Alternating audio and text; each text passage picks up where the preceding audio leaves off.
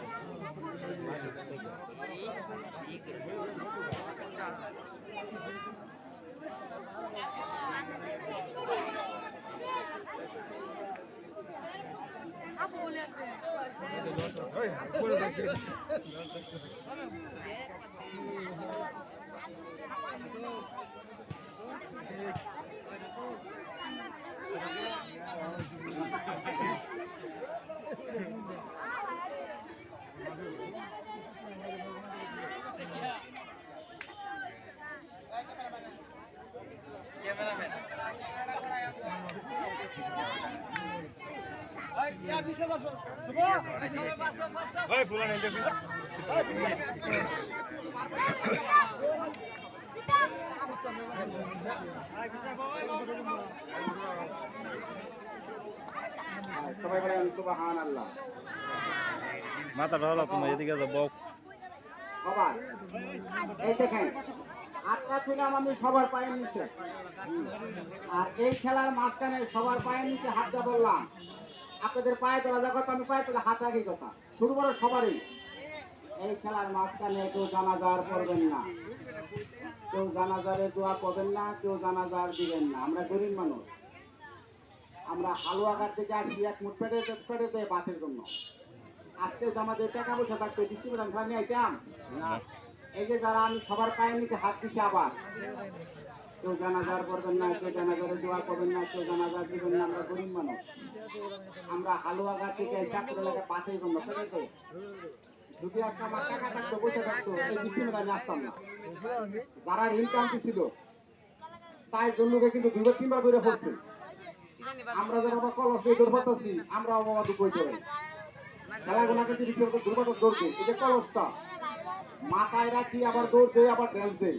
পিস্তা খাইয়ে পড়ে গেলে বাবা মরে যাবো, এটা বাবা কিন্তু সবার জন্য পিস্তা।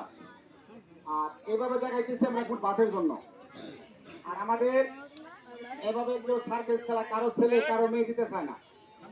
বাবা মা না খাইয়ে থাকবে। এখন দেখবেন আগের আমল প্রত্যেক এলাকার নাটক গান বাজনা হইতো, এখন হয় এখন বন্ধ হয়ে গেছে পড়া।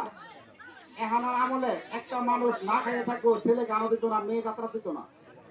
আর আগের আমল বলবেন আপনি গেছেন কে, আমার মায় বলতো তোমার আমি তোমার 7টা বোনেছিলাম আর ভাইয়ের মাঝে আমি একা।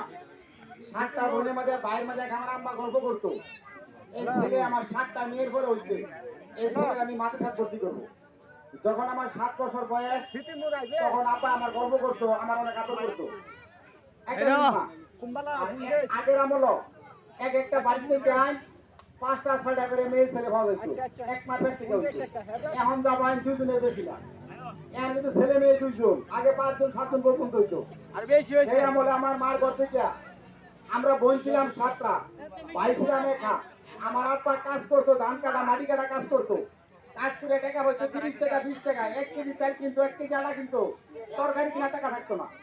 আমার ভাত আনতো 1 ফুট করে ভাত আমার মাইপা দিত।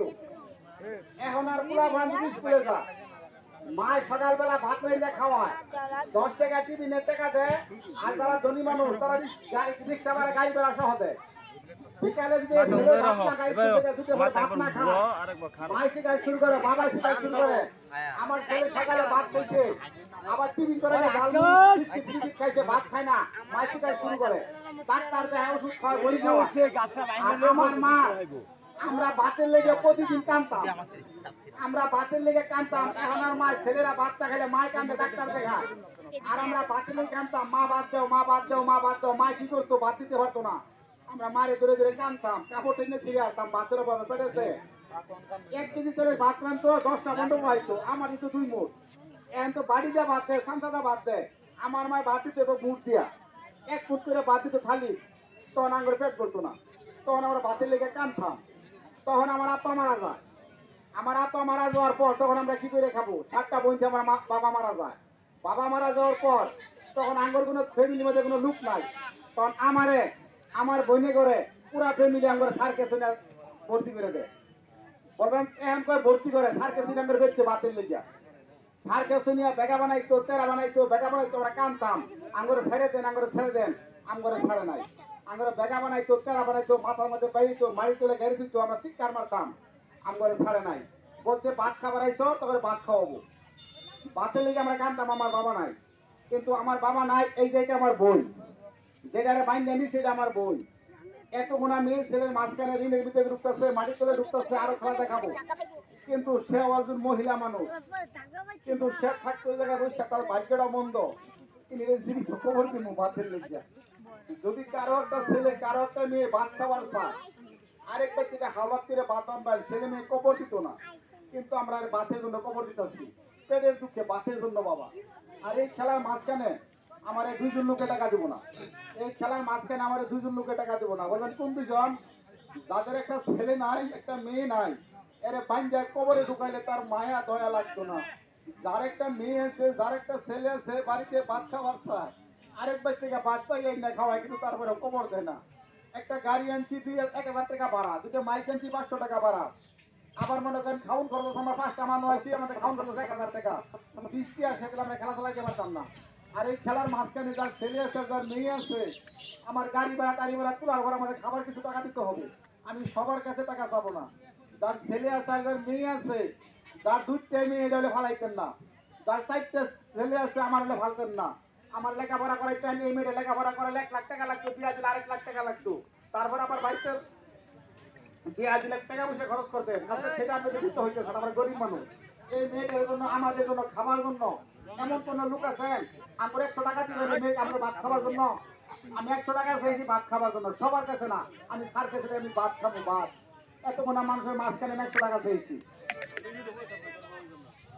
আমার যারা 100 টাকা দেবে একটু হাত রাঙাবেন, আমার তাদের কাছে আনবো, আমাদের গাড়ি ভাড়া হয়ে যায়। 3বার করে বৃষ্টি হয়ে বললো বাবা, বৃষ্টি হলে আমার টাকা করতে পারবো না।